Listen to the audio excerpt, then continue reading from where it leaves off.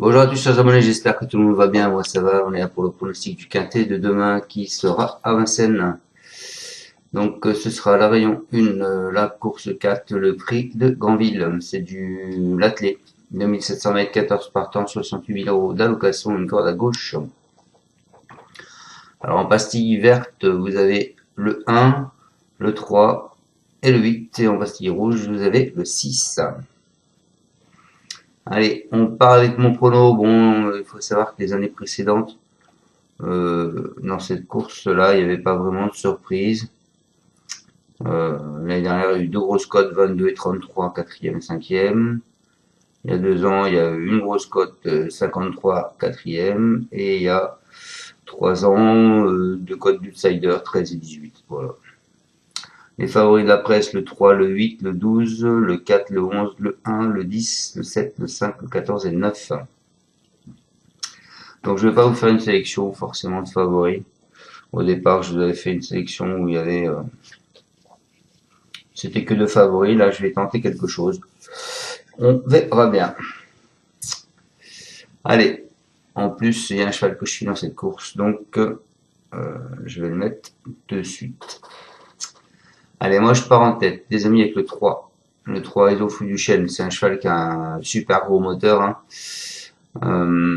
En dernier lieu, sur le parcours qui nous intéresse, c'est un élève de Julien Lemaire. Il a donné un super coup de rein. Il s'est ainsi imposé en mettant fin à sa série de victoires de Cobra Killer. Car, assurément, il affronte ici ses aînés. Il aura de grandes ambitions. Je pense qu'il peut faire le doublé, pardon. Ensuite, je vous ai mis tout de suite le 8, Easterman. C'est le brillant vainqueur de Boulogne-Lomagne. C'est un pensionnaire de Jonathan Kwok. Il retrouve Vincennes qu'il avait quitté sur une plaisante victoire le 29 septembre. Hein. Son entourage effectue un long déplacement pour ce bel engagement face à ses aînés. Je pense qu'il faut y voir un signe. Si tout se passe bien, il devrait lutter pour les premières places. Ensuite, ce sera pas le cheval de tout le monde puisque c'est un cheval que je suis. Je vous ai mis le 5 Azur d'RP avec Franck Nivard, qui est assez en retard en ce moment de gain, Franck Nivard, puisqu'il avait été mis à pied un mois. Donc je pense que il va faire son maximum pour être dans les 3. C'est un concurrent de Jacques Bruno. Il s'est illustré au meeting d'hiver lors de sa première sortie de l'année. Il n'a pas pu faire mieux que 8e récemment, mais il va toutefois être allégé cette fois-ci dans sa ferrure. Et comme à son habitude, il devrait une nouvelle fois tout donner. Je pense qu'il vise une place. Ensuite, je vous ai mis le 1, les amis. Le 1 qui est au fer du semelle. Alors si celui-là il reste au galop, il peut même tous les mettre d'accord. Lui, après avoir remporté beaucoup d'autorité, une épreuve à Cabourg en décembre, c'est un concurrent de Pierre Belloche. Hein. Il a depuis confirmé sa forme en partageant la victoire dans le prix du Croisé-la-Roche le 1er janvier. Il est probablement en retard de gain. Il s'annonce compétitif pour les accessibles. Et ensuite, écoutez, ce sera pas encore le cheval de tout le monde. Je vous ai mis le 9, les amis, Hollywood Dubois. Le 30 novembre, dans le prix Georges de Didonne, c'est un protégé de Clément Béliard. Il a lutté jusqu'au bout pour la victoire. Il a été nettement dominé au trot monté à Bordeaux-le Bouscat. Depuis, il retrouve Vincennes à la faveur d'un engagement intéressant.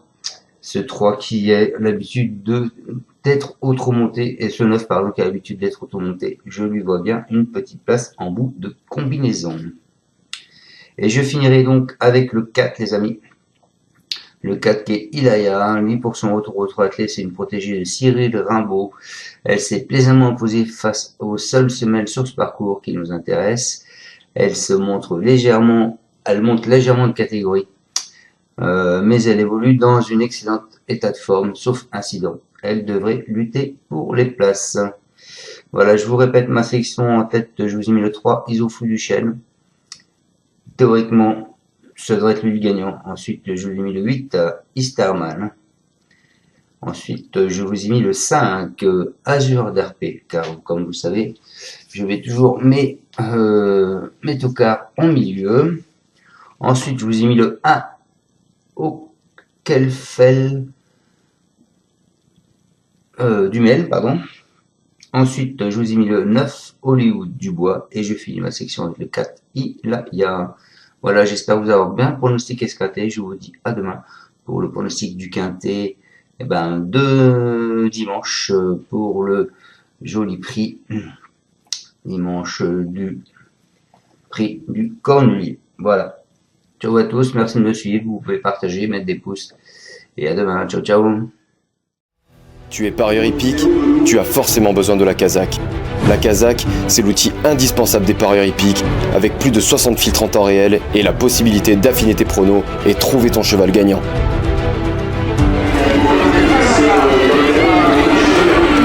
La Kazakh, l'outil indispensable des parieurs hippiques et des passionnés.